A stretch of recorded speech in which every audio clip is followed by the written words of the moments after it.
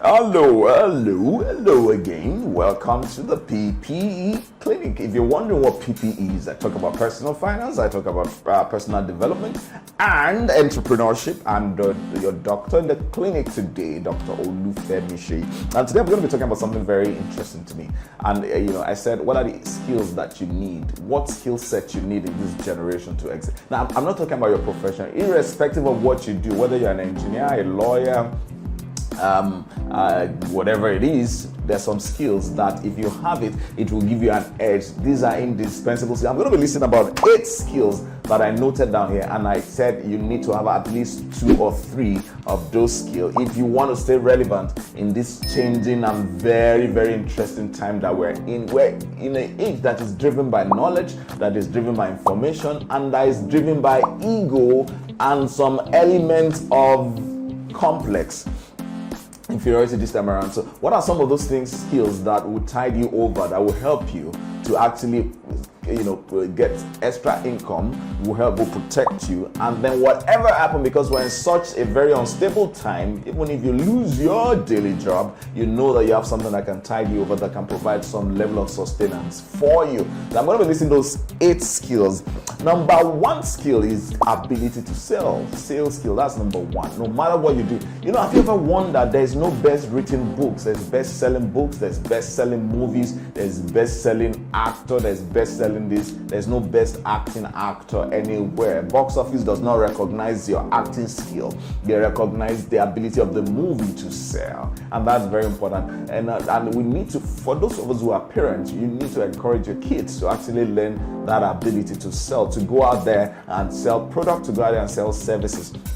And there are different ways you could encourage them. You could give them challenges that would do. One of the things I have done is to encourage my daughter, for example, to say, why don't you do this orange juice or lemonade in church, and then you try to sell it? Yes, they did sell it. They didn't make any profit, but it was a lesson for them. And they're still going to do much more, because the more they go out, the more they build that ability, the better for them. And then the more their chance of competing favorably in the challenging economic landscape that they're going to be navigating in. So you want to actually help your kid, you want to help yourself. If you don't have that skill, this is the time to start building it. Number 2, you need to have digital or social media marketing skill. Now, a lot of you out there think that social media is bad, social media is horrid, social media is evil. I'm very, very sorry for you if that is, you are one of those school of opinion. Because look, social media, digital media virtually can change government. They can transform. People can go to war because of events on social media.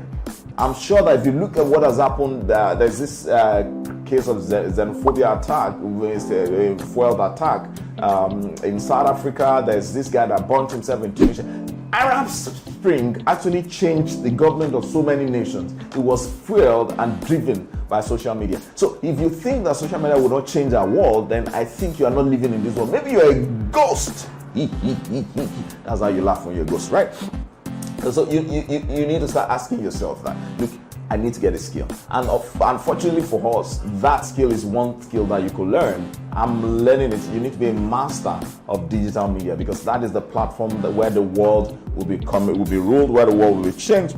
Number 3, one skill that is also important. Now, quickly, you don't need to have all the skills, but you could help your kid, you could help yourself, and learn at least 2 or 3 of these skills. So number 3 skill is programming, understanding programming or coding, ability to code or to understand it. That is very important. We're going into an age where everything is getting online and digitalized and programmed. You have driverless car, you are going to have pilotless plane, you're going to have your card that you just swipe, you're going to have chips here, wristwatch that is connected to your vital signs, your fridge is connected to your wristwatch is connected to your shoe is connected to your boxers, and your boxers is connected to your makeup kits and all this kind of crap. Your makeup is connected to your door, and your door is connected to your dog tag is connected to your car.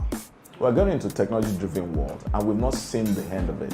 If you understand programming and ability to code, if your kid now has it, they can compete favorably in this new world order that we're going to have. So you need to do that for those that are dependent, for those you care about. Number 4, ability to design graphic designs now and animation.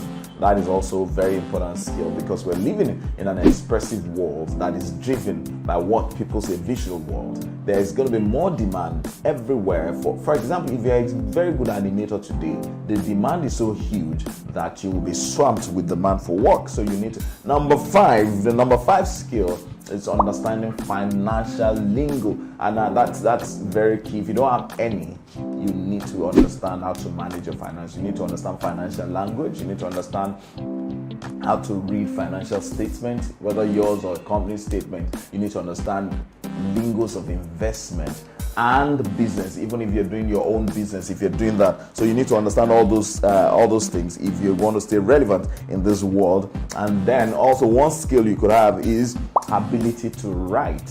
You can build that.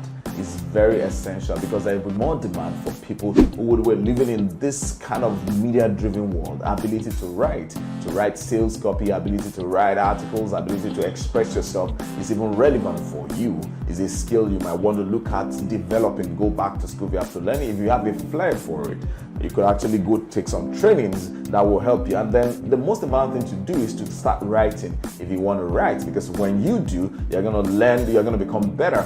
No, mind you, I did not say it's compulsory. I said you must have at least 2 or 3 of the skill set I've mentioned. Number 4 is ability to speak in public.